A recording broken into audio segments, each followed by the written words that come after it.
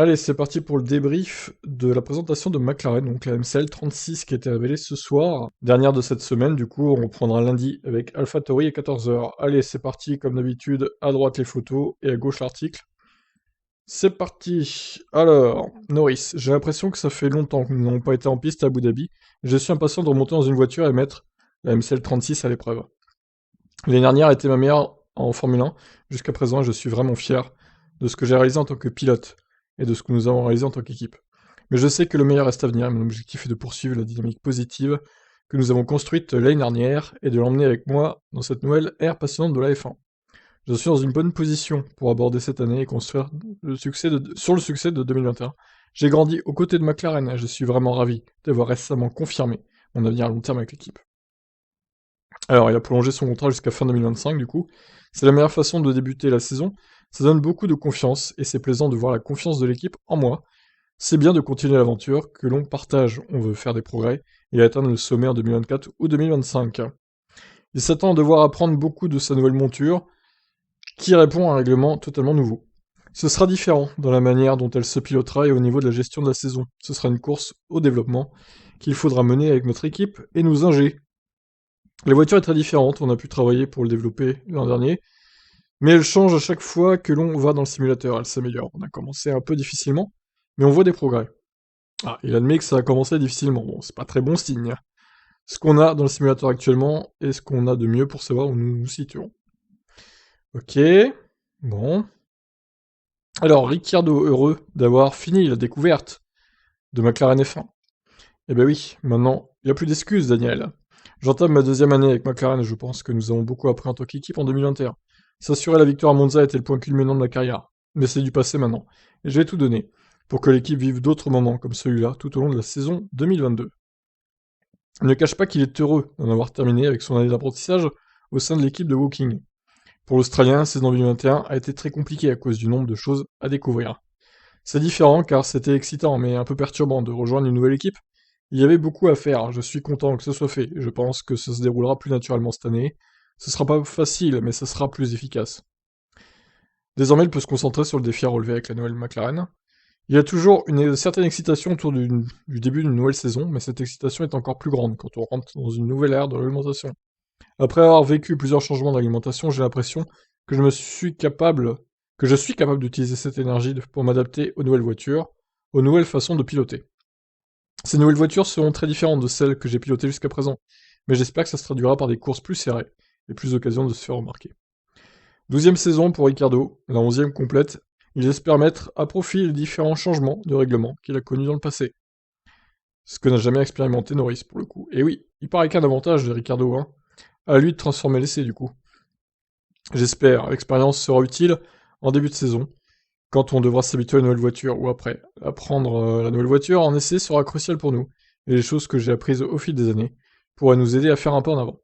Je suis expérimenté, mais je suis encore jeune dans mon esprit. En essai, on veut piloter avec l'esprit ouvert, expérimenter, pour voir ce que la voiture aime, et pour moi, au fil de la saison, je vais être constamment au meilleur niveau que j'ai pu atteindre en 2021. Alors, il va falloir élever ton niveau de jeu, justement, par rapport à 2021, Daniel. C'est ça qu'on veut voir. On veut retrouver le Daniel Ricciardo de Renault ou même de Red Bull. Alors, on finit avec un article concernant Braun et Seidel, qui veulent voir la McLaren MCL 36 plus proche des top teams. Donc ça aurait été court hein, ce soir, hein, pour le coup. On retraitera de McLaren plus tard, dans les jours qui viennent, évidemment. On va pas laisser tomber l'équipe. Pour Zach Brown, les voyants sont au vert au moment d'évoquer 2022, les équipes à venir pour son équipe. Les saisons à venir pour son équipe, pardon. Notre équipe de Formule 1 continue de faire de grands progrès d'année en année avec Seidel à la barre. Et cette nouvelle ère de règles représente une réelle opportunité. Je suis impatient de voir Norris et Ricciardo prendre le volant de l'MCL 36 et voir ce qu'elle donnera cette année. Lando a fait de grands progrès en 2021, signant 4 podiums, et la victoire sensationnelle de Daniel Monza a rappelé à l'équipe ce que cela fait de gagner à nouveau. En 2022, nous chercherons à tirer parti de ces progrès et à réduire davantage l'écart avec les équipes à l'avant de la grille. Andreas Seidel. Après quelques mois d'absence, nous sommes ravis de retourner bientôt en piste et de découvrir cette nouvelle ère de la Formule 1. Au cours de la dernière année, l'équipe a travaillé dur pour développer la MSL 36, cherchant à tirer parti de toutes les opportunités que nous pourrions trouver dans la conception et la production de ces nouvelles voitures. La Formule 1 et la FIA ont fait un travail important en développant ces nouvelles réglementations techniques et sportives qui, combinées au plafonnement des coûts, visent à créer des courses plus serrées et des conditions de concurrence équitables. Ça, c'est pas fait les courses plus serrées encore, hein. On verra. Pour l'instant, le début, ça va pas être très serré, je pense, mais bon, on en reparlera. Du côté des pilotes, il ajoute: la performance de Lando 2021 a été l'une des plus remarquables de la saison avec 4 podiums et une pole position. Il est passé terriblement proche de sa première victoire en Russie. Eh oui. Elle était dure la Russie pour Norris, hein, quand même, hein. Je sais pas s'il s'en souvient encore, mais s'il a encore ça dans sa tête. Bon, après, quand il sera libéré quand il aura gagné sa première victoire, mais bon. Là, pour l'instant, il doit ruminer un peu, je pense. Il a prouvé au monde qu'il pouvait devenir un vainqueur de Grand Prix. Eh ben non, il l'a pas prouvé pour l'instant. Il a failli le prouver. Après avoir eu plus de mal à s'adapter à la MCL35M qu'il ne l'aurait imaginé, Daniel est remonté dans la seconde moitié de la saison et a remporté la première victoire de McLaren depuis 2012. Tout au long de la saison, nous avons vu les compétences, la détermination et l'attitude positive de Daniel malgré des moments difficiles. Et nous dirigeons vers 2022 mieux préparés pour relever ce nouveau défi ensemble. Lando et Daniel forment l'une des équipes de pilotes les plus compétitives de ce sport. Nous avons hâte de voir ce qu'ils peuvent faire avec la MCL36, dans laquelle chaque membre de Woking a consacré énormément d'efforts, de passion et de détermination, évidemment. On termine. Notre objectif pour cette saison est très clair et cohérent avec celui des années précédentes. Nous voulons encore réduire l'écart avec l'avant du peloton. En même temps, nous connaissons et respectons la rude concurrence à laquelle nous serons confrontés. Nous avons une vision réaliste de là où nous en sommes dans notre parcours. Nous travaillons sur un ensemble d'investissements d'infrastructures clés qui nous fourniront des outils nécessaires pour rouler au sommet lorsqu'ils seront actifs. Très bien, bon voilà. Alors ils ont fait... par contre la présentation était un peu longue, hein. Bémol quand même, au bout de 33 minutes, seulement ils ont présenté la Formule 1. Avant c'était l'IndyCar, le truc de e-sport et le truc électrique des buggy là. Je sais plus comment ça s'appelle, c'est nul d'ailleurs ça. Je préfère la Formule 1 quitte à choisir. Alors, ah ouais, le sponsor vélo aussi, ça c'est quelque chose. J'avais pas remarqué dans le live, il y a un sponsor quand même qui s'appelle Vélo quoi. Je sais pas ce que c'est que ce sponsor. Alors là d'ailleurs on a une photo sans sponsor. Et bah, du coup, c'est mieux, mais bon, le vélo apparaît, donc voilà, le vélo gâche tout.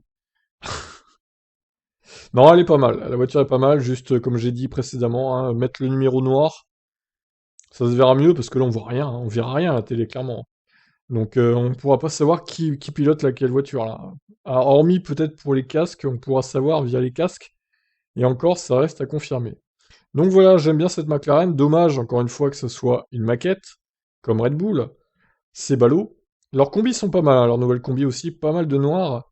Le bleu ciel moins bleu que les autres années. Plus doux, donc je préfère comme ça, personnellement. Alors c'est marrant parce qu'ils ont pris des photos sans les sponsors aussi. Alors je sais pas pourquoi, c'est la première fois qu'ils font ça. Pourquoi on a des photos de la voiture sans les sponsors? C'est quand même étonnant. Ils se disent, bah regardez, sans sponsor c'est mieux, hein, vous voyez? Je sais pas. Je sais pas pourquoi ils ont fait ça en vrai. C'est pas logique. Et encore, il y a que Vélo qui est absent en fait. Franchement, là, je vois pas pourquoi ils ont fait ça. C'est étonnant. Bref, bon écoutez, qu'est-ce que vous en pensez de cette McLaren? Même si là c'est une maquette, mais qu'est-ce que vous en pensez de sa livrée au final? Moi j'aime bien en tout cas.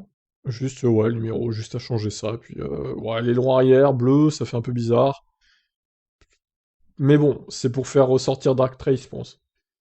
Allez, sur ce, je vous laisse. Bye bye.